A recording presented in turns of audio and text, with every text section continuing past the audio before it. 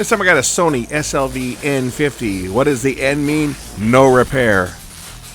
This is, I'm going to do this as a two-parter because this thing had two separate faults, so we'll deal with the most obvious one first. Check it out. This time I have a Sony. This one is a, what is this one?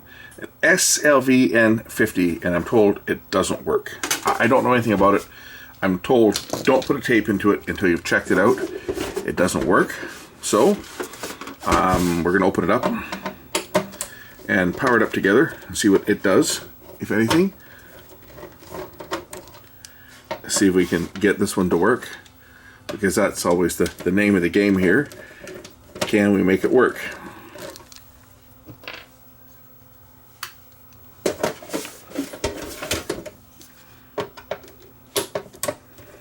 This is, I would imagine this is a relatively late generation Sony. I don't think I've ever worked on one of these. Maybe when I get into the chassis I'll recognize it. Is there a, it's made in Malaysia, this one.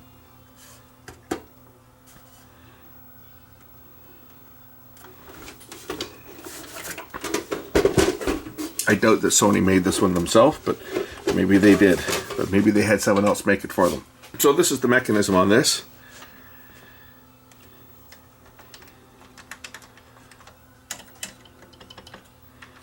Okay, everything seems to turn okay on here. Well, let's just power it up and see whether it even powers up.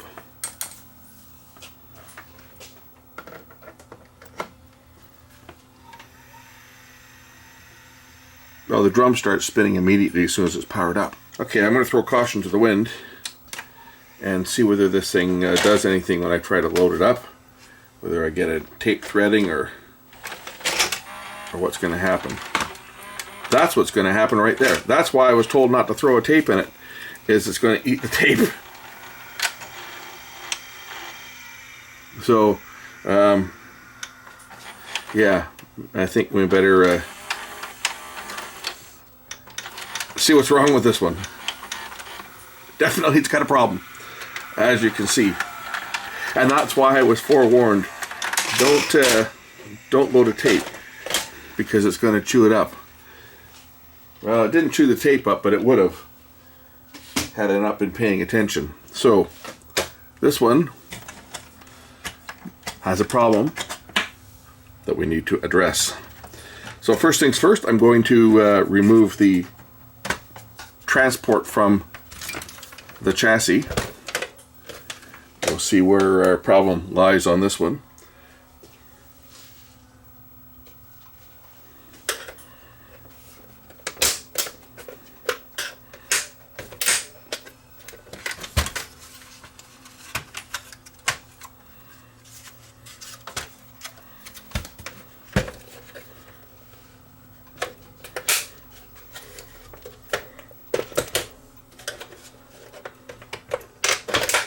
Oops, those clips are bending. Not supposed to do that. Hey, play nice. There. Oh, that's why that doesn't come off. There's a cable attached to it. We'll just push these little bent clips. Very, very thin metal on these. Push those bent clips back where they belong. And unplug this connector, two of the connectors. One will be for video inputs, and one for the, I guess it's the controls, the power button and the eject button, because the other buttons are over here. And here's something I never thought I would do. Old TV that I junked the other day, I scrapped. I figured this might come in handy at some point. It had a secondary input with the AV input with cable, so I thought this, I was going to just keep the wire. I thought, yeah, this might come in handy, because they're all labeled, right? We've got our video and ground, and we got our left and right audio plus ground. I thought, well, that's perfect. That might come in handy for a project, for making an interface, for having a connector that I can just plug a patch cord into on the bench to feed to my TV for testing. So I thought that might come in kind of handy at some point, so I hung on to that. Okay, that's out of the way. What's next? Got to pull this chassis out and see why it's eating tapes. Mode switch is going to need to be cleaned for sure. might be belts too, but the fact that it did retract the tape back in is saying mode switch more than anything. So I know that this machine has not been used in a very long time. The person that gave it to me to look at told me they haven't used it in a while, but that it had been sitting for a number of years, and they went to try it and it chewed up a tape. So here it is.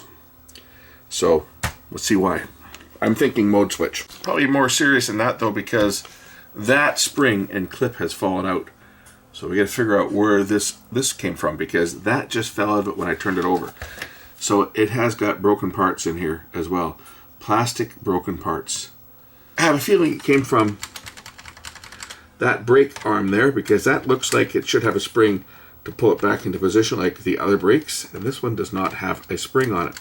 So I think it probably came from this, and I think it probably came from right down here. Let's just see if we can see it. I'll make some light in here, and I'll turn this thing on its side so that we can explore this together. But I have a sneaking suspicion that that piece broke right off of this arm right down here.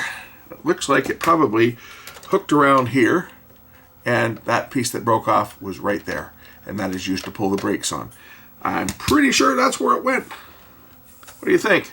I think that's where it went. Now we got to figure out a way to reattach it. Maybe pop a hole in here and put the spring through there, or in the end, drill a hole through the end here, so that that spring can be hooked on there to pull that brake assembly back into place. But that's one thing that needs to be done. I'm sure there's other things that are also at fault on this unit. This piece probably lifts out with the spring unattached. This probably just lifts up like this, and it will probably lift out. Maybe, maybe not. But I think it probably lifts out. It does.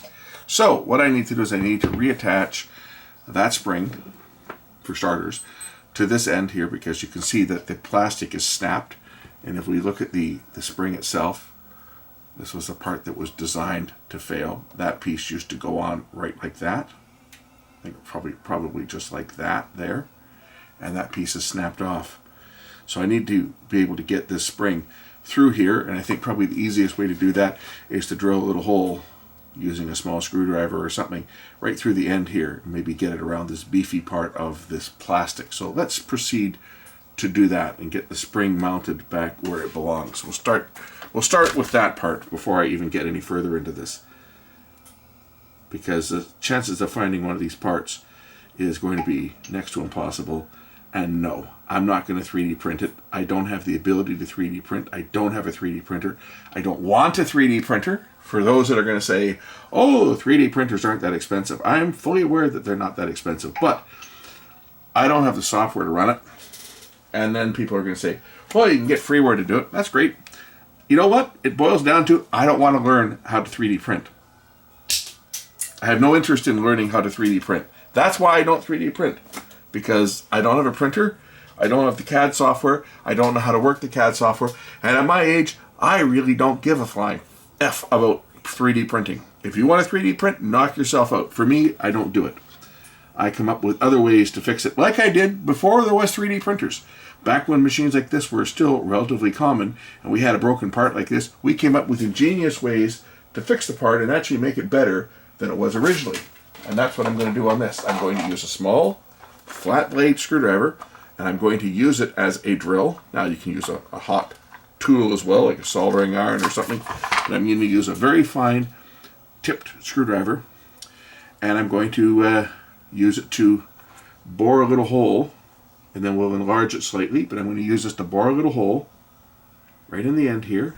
Don't ask me for the size, use your eyes, you can see which one I'm using, so that I can work that spring through it. Unwind the end of the spring a bit and put it through here.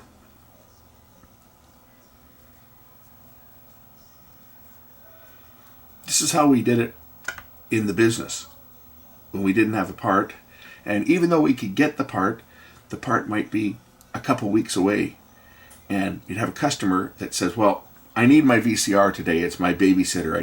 I need it to play the kids' tapes because the kids are driving us crazy. So if you can have it fixed today, great. But if you can't have it fixed today, then I'm going to have to go and buy another one.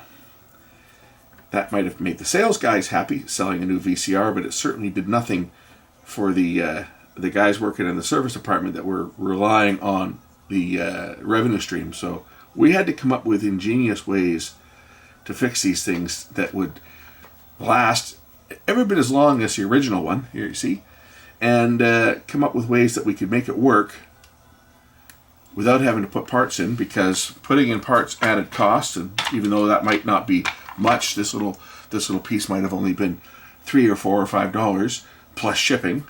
By the time it's marked up, it's $10 or $15, and add that to the cost of the labor, and all of a sudden we're over the floor that we call for an estimate. So that was another reason that we would do stuff like this, is because the shop that I work for, we had a go-ahead under a certain amount. I think for VCRs it was $75, and most VCRs were, you know, $75 plus tax to fix for labor. But adding an extra $10 or $15 for the parts put them to $100.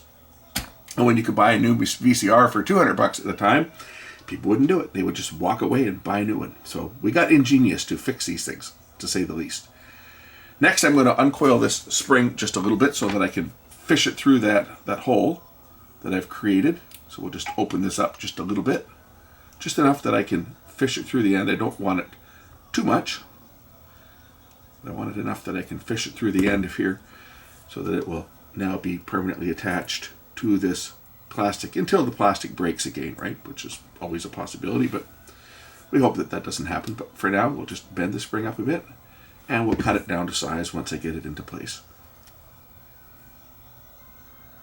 Put the spring through here like this.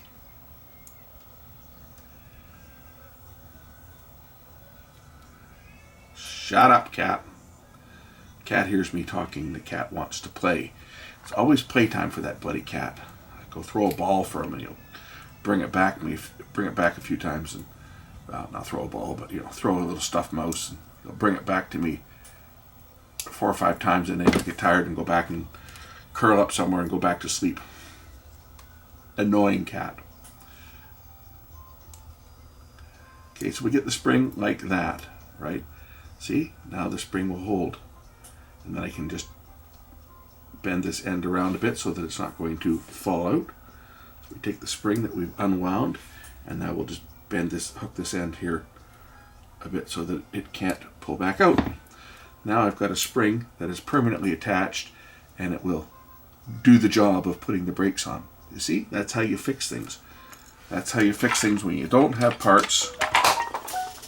And even when parts were available for these things, we fixed them this way because that's going to be every bit as strong, if not stronger, than that little arm that's stuck out there. It's not going to break again, and it's going to serve for a long time, probably for the rest of the natural life of the VCR. So we can put the gear back in place, drop the lever back in place, and hook the spring over its catch, which is just down here. So we just take this and stretch it around the catch and clip it in place. Whoops, missed it that time, but we'll get it. Don't worry. There you go.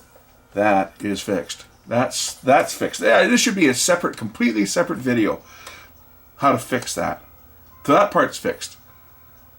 Let's explore this a little further. I should do this as 2 separate videos of what I should do. Maybe we will. And that's precisely what I'm going to do, because this particular fault was quite common on these machines, these plastic parts breaking, and it would result in eating tapes.